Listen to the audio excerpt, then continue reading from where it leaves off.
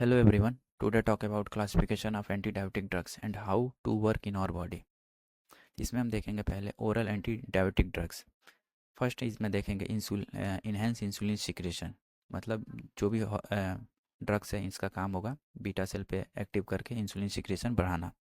जो enhance insulin secretion होता है उसमें आता है potassium channel blocker, DPP4 inhibitor. जो पोटेशियम चैनल इनहिबिटर आता है उसमें आता है sulfonylurea, meglitinide analogues, phenylalanine analogues. जो सल्फोनाइल यूरिया होता है उसमें आता है फर्स्ट जनरेशन और सेकंड जनरेशन सल्फोनाइल यूरिया। जो फर्स्ट जनरेशन सल्फोनाइल यूरिया होता है वो उसमें आता है एसिटाहेक्सामाइड, टोलजामाइड, क्लोप्रोपामाइड, टोलब्यूटामाइड। और ये हो गया फर्स्ट जनरेशन। सेकंड जनरेशन में गाइब्यूराइड, ग्लिप्टाजाइड, ग्लीमिपिराइड, ग्लैक्टाजाइड। ये हो गया सेकंड जनरेशन सल्फोनाइल यूरिया। और इसके बाद से आता है पोटेशियम चैनल ब्लॉकर में मैग्लीटिनाइड एनालॉग्स। उसमें आता है रेपाग्लिनाइड और मीटाग्लिनाइड। ये हो गया। और इसके बाद से आता है फिनाइल एलेनिन एनालॉग्स में आता है नीटाग्लिनाइड।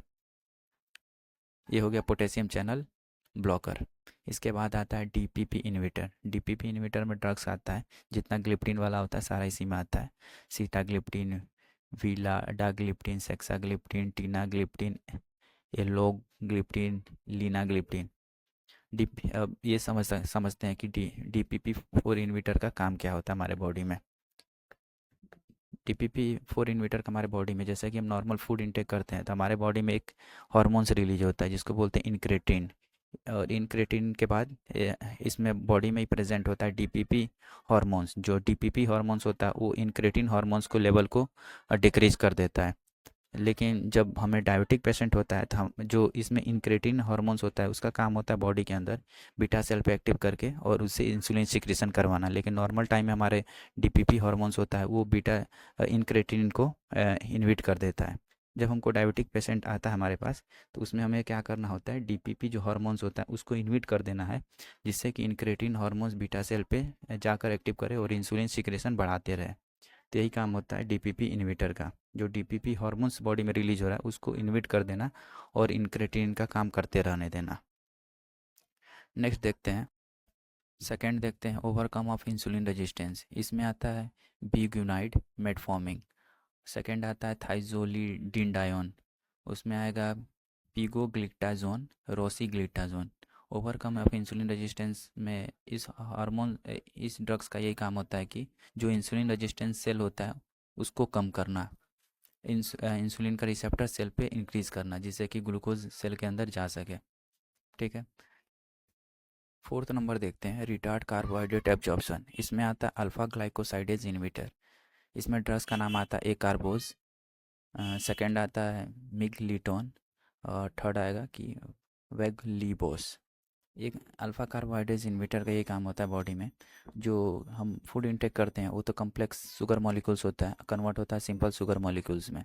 लेकिन अल्फ़ा ग्लाइकोसाइडेज इनहिबिटर जो होता है वो कम्प्लेक्स से सिंपल शुगर मॉलिक्यूल्स में कन्वर्ट नहीं होने देता है शुगर को, जिसके वजह से बॉडी में कम्प्लेक्स शुगर मॉलिक्यूल जो होता है वो एब्जॉर्ब नहीं होता है और ऑटोमेटिकली बॉडी से रिमूव हो जाता है। फिफ्थ देखते हैं अदर्स में SGLT2। इसका फुल फॉर्म होता है सोडियम ग्लूकोज को ट्रांसपोर्टर 2।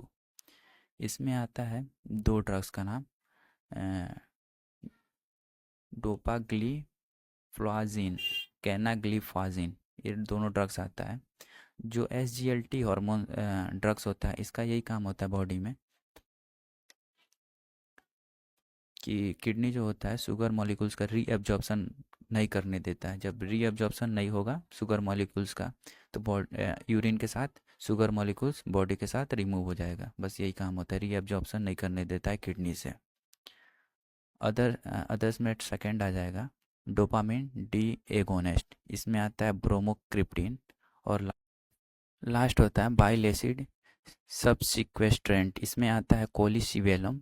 ये अपना एंटी डायबिटिक हार्मोन्स कंप्लीट हो गया। और कैसे कैसे ड्रग्स बॉडी पर वर्क करते हैं ये भी अपना कंप्लीट हो